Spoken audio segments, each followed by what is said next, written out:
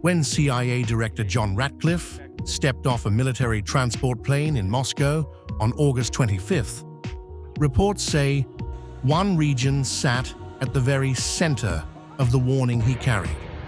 Not Ukraine, not Iran, but three small nations most of the world struggles to find on a map: Estonia, Latvia, and Lithuania.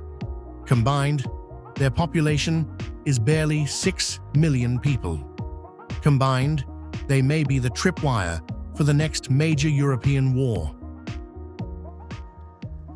These aren't ordinary NATO members.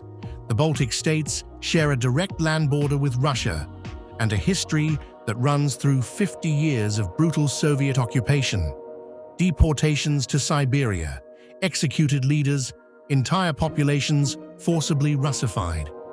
When Moscow talks about protecting Russian speakers, Baltic officials hear an old familiar script. A newly surfaced U.S. intelligence assessment, obtained by American reporters just weeks before Ratcliffe's Moscow trip, names these nations specifically, warning that if Putin wants to test NATO's resolve with a limited strike, the Baltics or Poland are the most probable locations, sometime between this autumn and 2029. Look closer at the map, and the vulnerability becomes obvious. The only overland connection between the Baltic states and the rest of NATO is a narrow 65-kilometer strip of land called the Suwałki Gap, squeezed between Russia's heavily militarized Kaliningrad exclave on one side and Belarus, Moscow's closest ally, on the other. Sever that gap, and the Baltics become an island.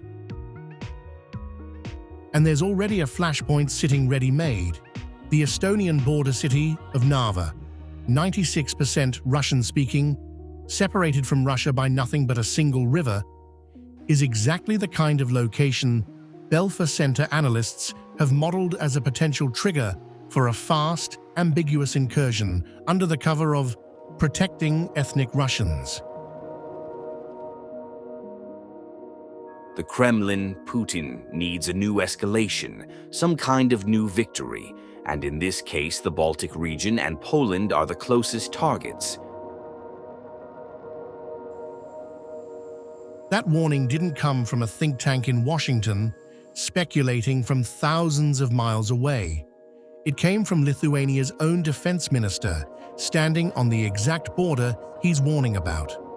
Poland's foreign minister has gone even further, publicly refusing to rule out a staged, false flag provocation as the trigger, drawing a direct historical parallel to Nazi Germany's own fabricated pretext for invading Poland in 1939.